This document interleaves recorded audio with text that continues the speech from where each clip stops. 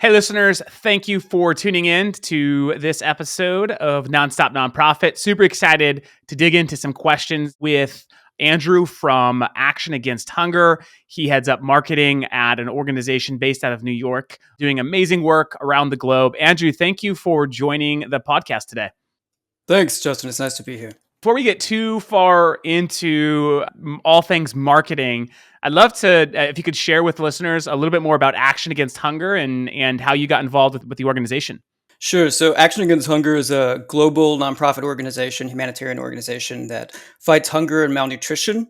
It's been active for more than 40 years and works in over nearly 50 countries. It typically serves about 17 million people each year. So it focuses both on acute treatment as well as prevention, as well as some innovative program practices around like sustainable livelihoods. At Action Against Hunger, I'm the digital lead, so I oversee our digital strategy as well as our website, including CRO and SEO, as well as our paid advertising program. And in terms of how I came to Action Against Hunger, I started there in 2019 after working in the corporate space for several years. So I worked as a freelancer as well as a consultant, a digital marketing manager at startups, as well as places like Penguin Random House and Condé Nast. And prior to that, I actually worked in nonprofits for about 8 years at an organization called the Rainforest Alliance. So from nonprofit to the corporate sector, and then hopefully taking some of those learnings from the corporate sector back to nonprofits as I came back to Action Against Hunger. That's awesome. What would you say are some of the maybe unique challenges that you experience running marketing, digital marketing at a nonprofit versus a corporation? You know, I think a couple of the unique challenges there, I would say, at a nonprofit. And there's sometimes at a nonprofit, there are, I think we all know we deal with a shortage of resources. We're all wearing a lot of hats. We're trying to do a lot of different things. Coming back from the corporate sector to nonprofits, I noticed that we had some data gaps. So there were a lot of things that we didn't actually know and that we needed to find out as a challenge.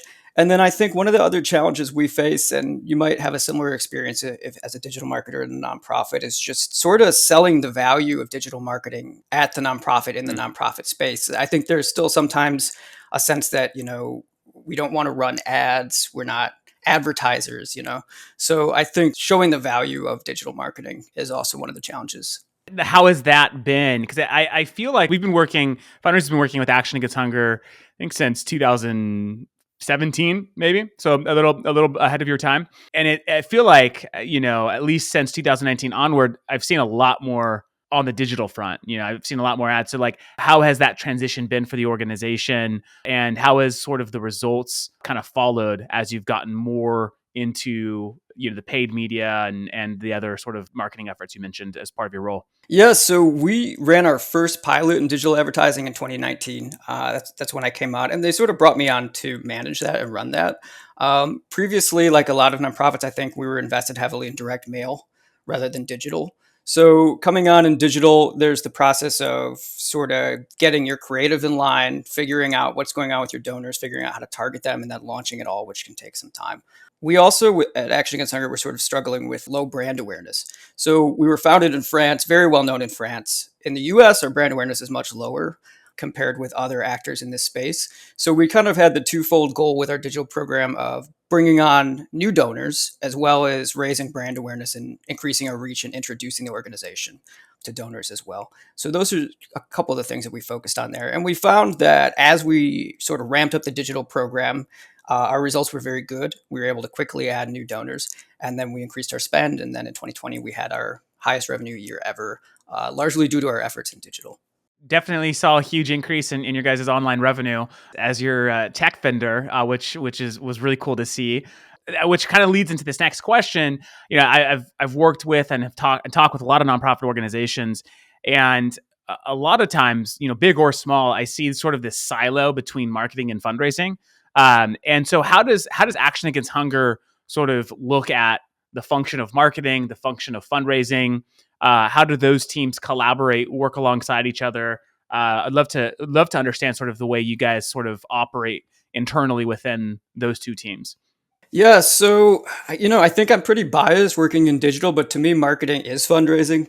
I mean, marketing and fundraising is marketing. Marketing is telling the story of the organization. It's introducing yourself to potential donors as well as acquiring new donors. So it is direct ask, direct marketing, fundraising. We do have other fundraising activities. One of the things I think that the last year maybe has thrown into stark relief is just the importance and the power of digital fundraising, because I'm sure a lot of nonprofits experienced this in the last year due to the pandemic. Some of your other sources of fundraising were no longer viable. So if you were doing, for instance, face-to-face Yeah. fundraising, which you might be familiar with, where it's kind of on the street asking for donations, you couldn't do that anymore. Or if you depended on a big gala to fundraise for you, it wasn't an option. And so, digital fundraising became the way to fundraise in 2020. And we were fortunate that we had invested in it and that we were ready for that. I think going forward, that will become increasingly, sort of the way forward for fundraising. Yeah. No, definitely. I mean, the economy is turning more and more digital every year. The pandemic accelerated the necessity to be a digital first, virtual first sort of fundraising strategy as a nonprofit organization. And I loved, the first thing you said in regards to the question I asked, fundraising is marketing and marketing is fundraising. That tells me a lot about the way you look at marketing and how Action Against Hunger treats marketing. I think it's the right way to go about it, right? I mean, those two functions cannot be siloed, and when they are, that's when you see a breakdown in sort of results, understanding, and so forth. So love that those things are top of mind. You mentioned Action Against Hunger has low brand awareness. What on the paid side are you able to do to sort of help increase that brand awareness, at least here in the United States? Or I should say, how do you think about digital marketing differently for brand awareness versus fundraising? Yeah, so sure, I can speak to that a little bit. So, particularly in social, about 85% of our budget goes to direct acquisition. So, it's just used toward getting a Okay. direct conversion. 10% of our budget goes to awareness raising, and then 5% goes to lead gen. So, that 10% we put toward awareness raising, what we do there is we actually create different creative meant to just sort of introduce users to the organization, kind of raise our profile.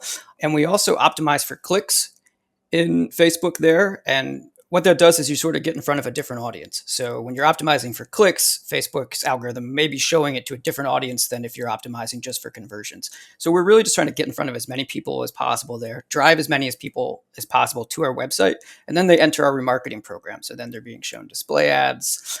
We're retargeting them and we're cultivating them to become donors. So we served about 50 million impressions in 2020. And there's the kind of the primary benefits of that, which is bringing on new donors as well as getting in front of new people. There's secondary benefits to that are a little bit more intangible and a little bit difficult to measure. But we did, for instance, see, because we had our ads and our organization and we're telling our story to so many more people, we saw, for instance, a large uptick in corporate partnerships more than ever before. So we were getting approached by potential corporate partners like we never were. It led to some marketing opportunities and some kind of synergistic marketing with big brands that we may have never worked with before. So yeah, it's bringing on new donors as well as getting out there in front of Yeah. new people. That's what I love about marketing, right? There's oftentimes there can be sort of this over complication to attribute every single dollar to a donation or a conversion, whatever it might be.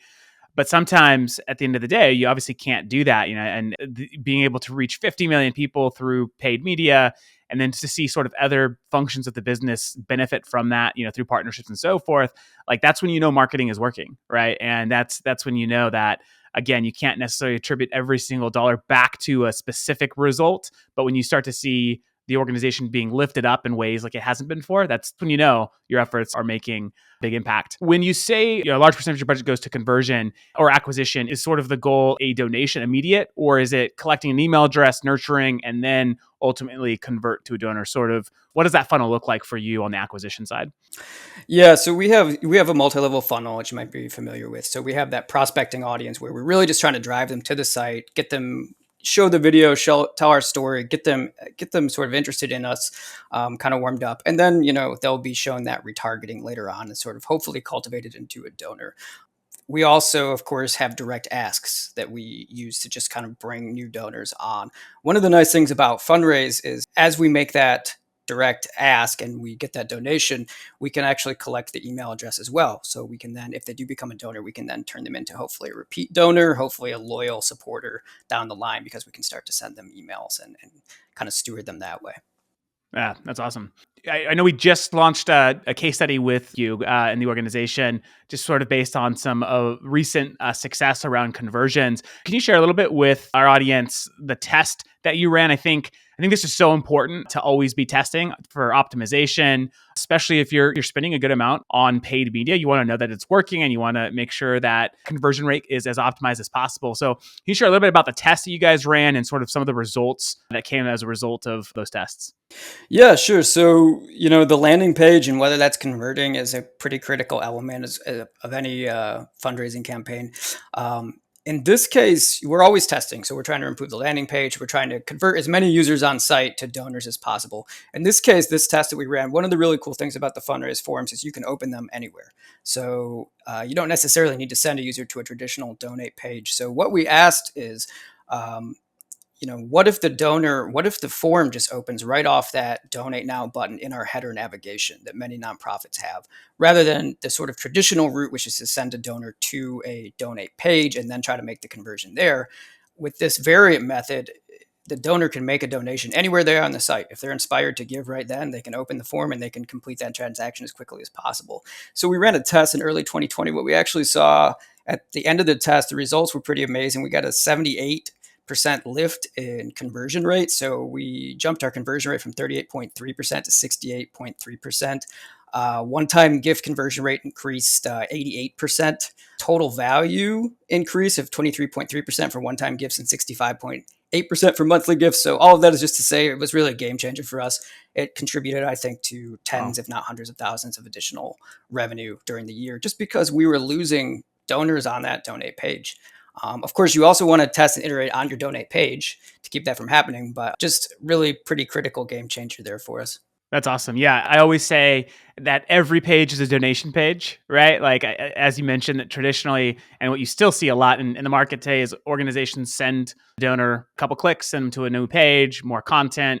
Sometimes the form is below the fold. You got to scroll. Right? Just so many distractions and opportunities for the donor to abandon the intended sort of action that they came to take. And so I love that sort of your tests proved out what one of the core kind of components we've built here at Fundraise. But yeah, every page is a donation page. Every page inspires a donor in a different way. I often refer to it as contextualized giving. When an individual is compelled by something, there should be no distraction to get them to convert to donate. And so it's amazing to see those results and to hear sort of that success. And congratulations on running an effective test. Yeah, thanks. I mean, I think it was probably the single biggest contributor to our successful revenue gains in 2020. One other kind of interesting thing that we did with the fundraise forms is we created what we call a contextual CTA. So it's a button that can be dropped into any content piece, any story. You can customize the copy on it so that it's in line with what the content piece is. And then if the donor is inspired to give while reading through, you've got this sort of button right in the content piece as well, which again, you can just open the form.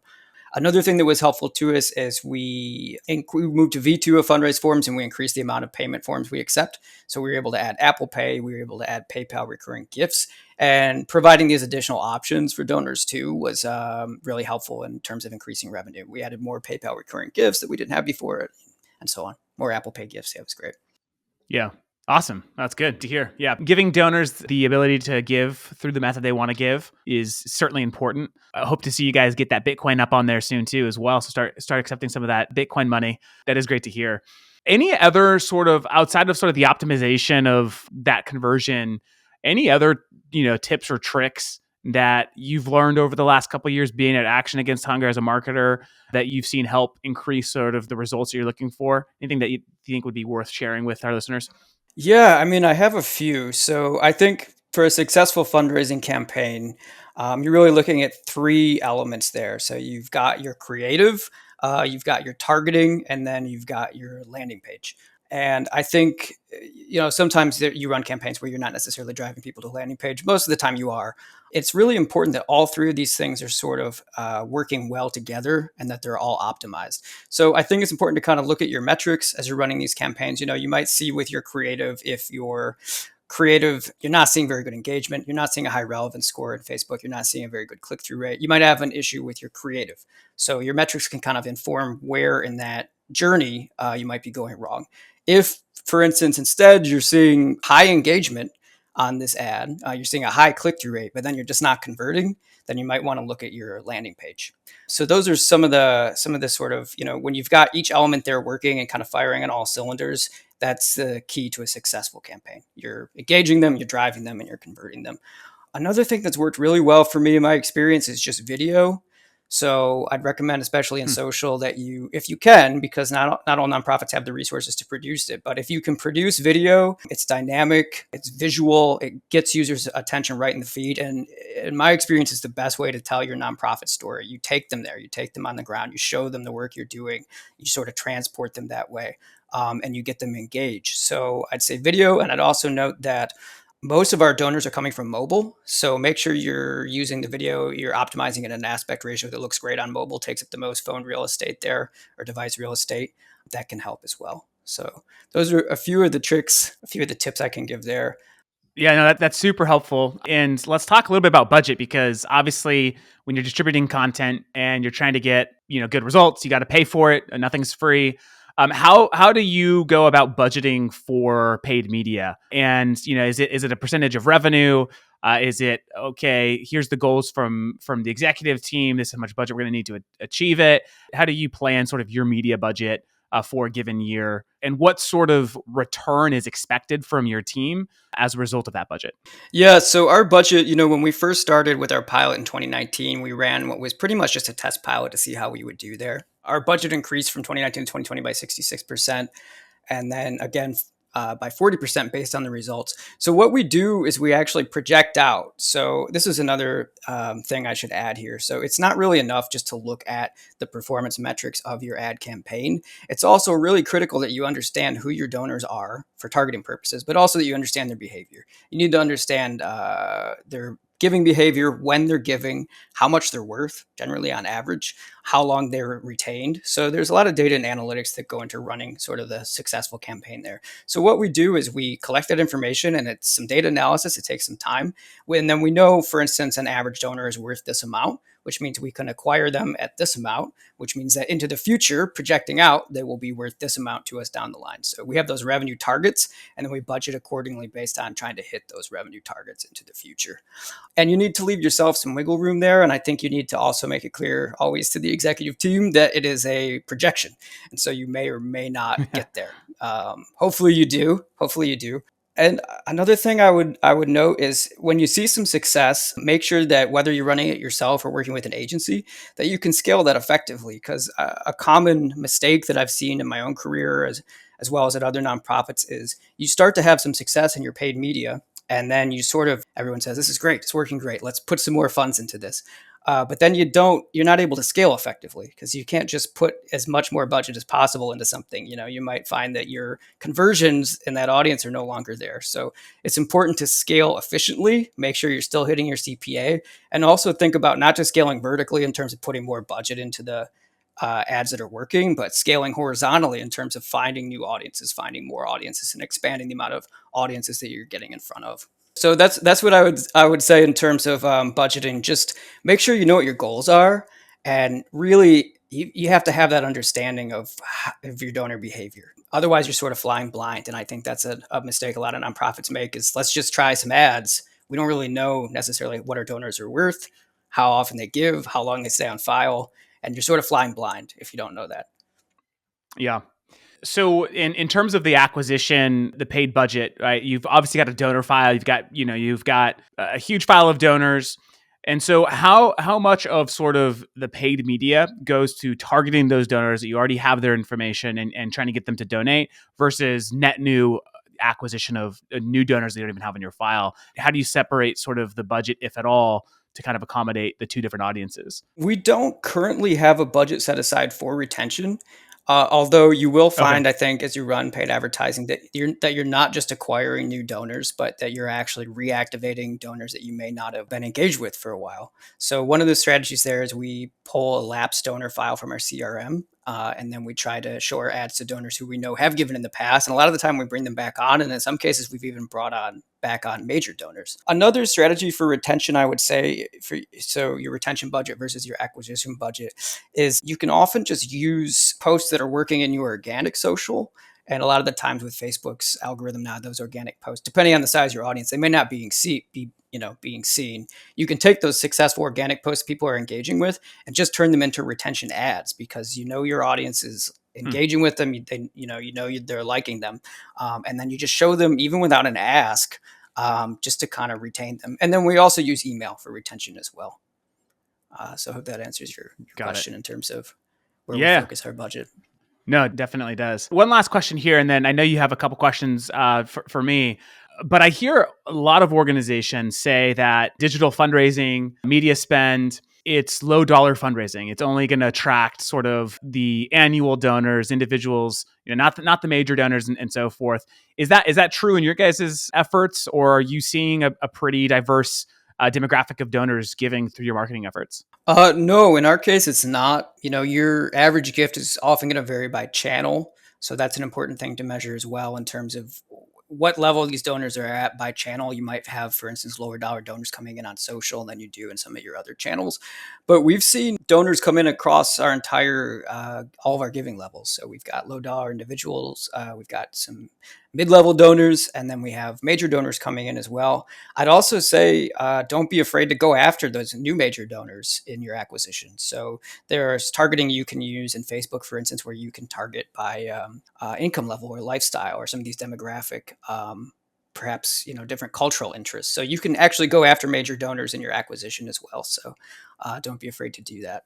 Got it. And to your point earlier about sort of the analysis, a lot of times in my experience when I was fundraising, we would acquire donors. I mean, typically people, when they give the first time online, for the most case, it's not going to be at their full capacity, right? It's I saw this ad, or I learned about this organization, and I'm going to make a contribution because it was compelling. And then if you're able to analyze the data, and we help organizations do this through fundraisers, to provide wealth information, specifically, so you understand, okay, this person gave $100, but they actually have the capacity to give 10 grand.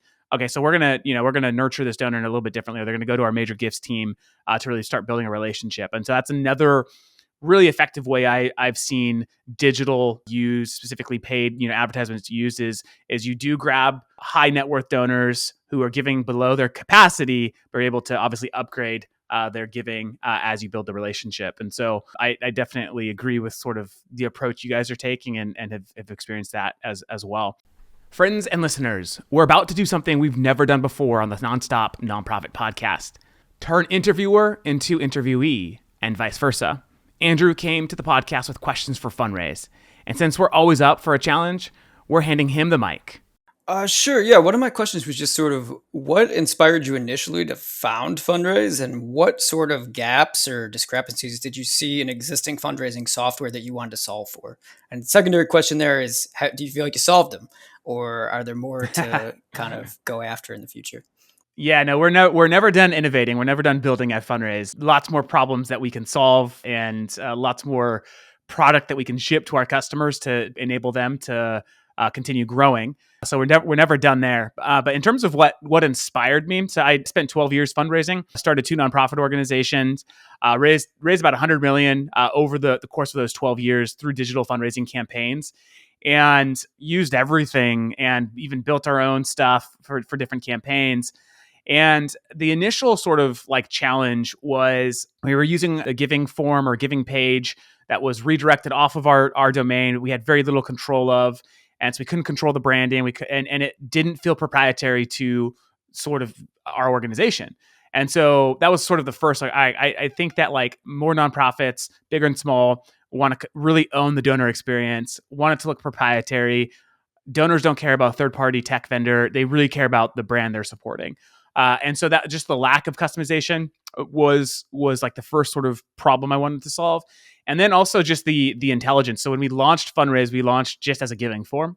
And we called it like a smart giving form, because a donor would come in and give, maybe 5 pieces of information about themselves. And we were able to produce 10 to 15 more attributes that would make you a better fundraiser and also save you time. As a former, fundraiser, I would spend lots of time doing the research, trying to understand people's ability, capacity, and it just took so much time. So we really wanted to try to automate that as much as possible and make that into the payment flow as part of the donor journey.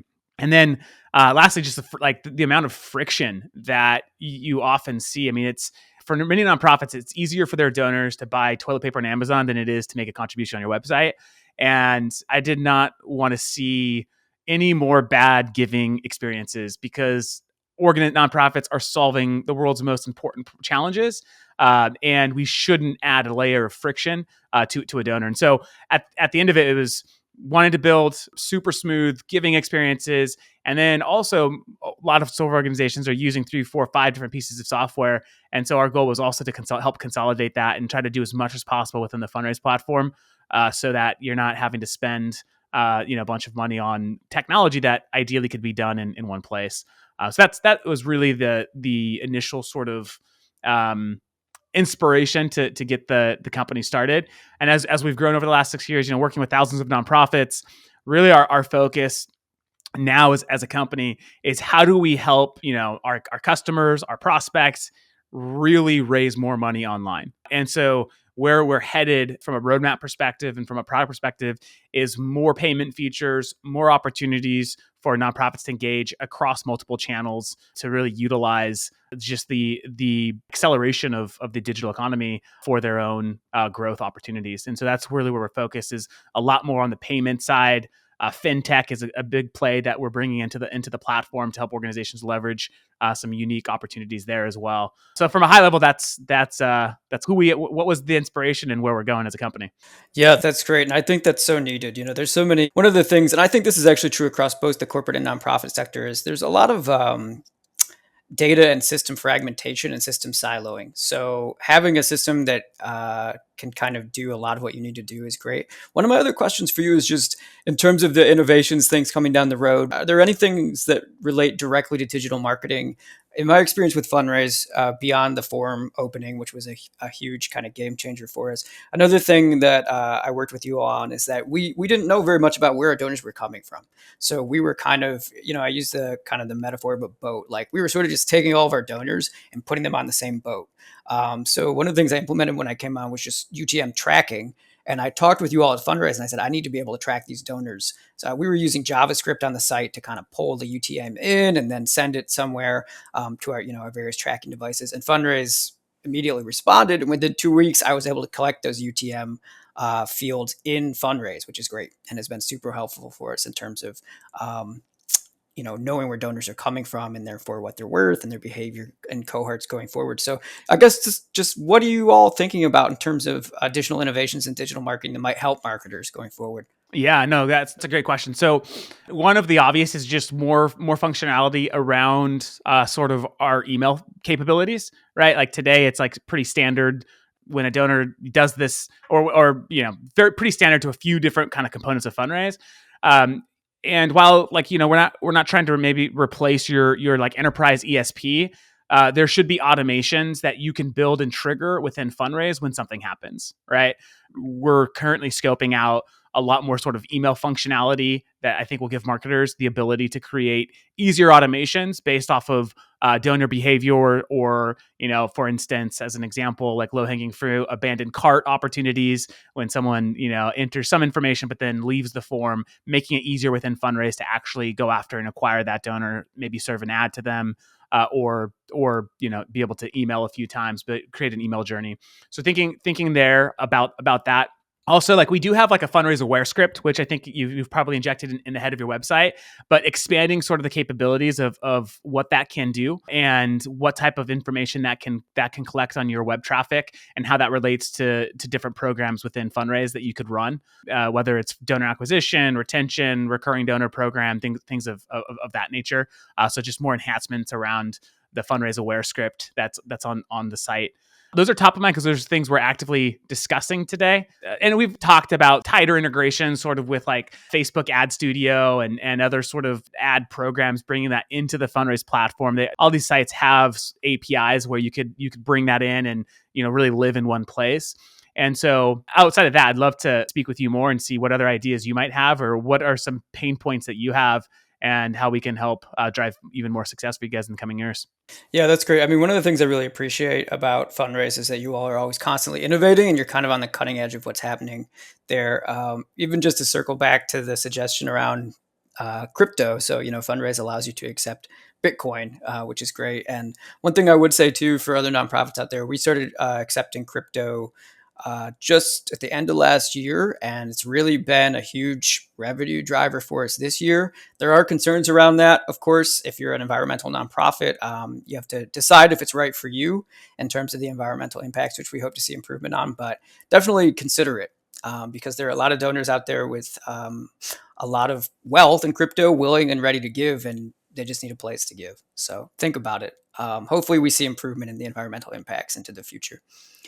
Yeah, no, absolutely. And I think with Elon Musk's call out there on Bitcoin, I think we'll probably start to see some better practice there. But you're totally right. It's a totally new asset class, right? So like when you're going after crypto donors, it's a different donor demographic, right? It's net new donors for the most part. So it's definitely an interesting audience to target for sure. Andrew, thank you so much for joining the podcast and sharing. I know that you're busy ending hunger. And so to carve out 30 minutes to join us on the podcast, we really do appreciate that. Thanks for having me, Justin. It was nice to be here today. All right. Have a good one. Talk soon.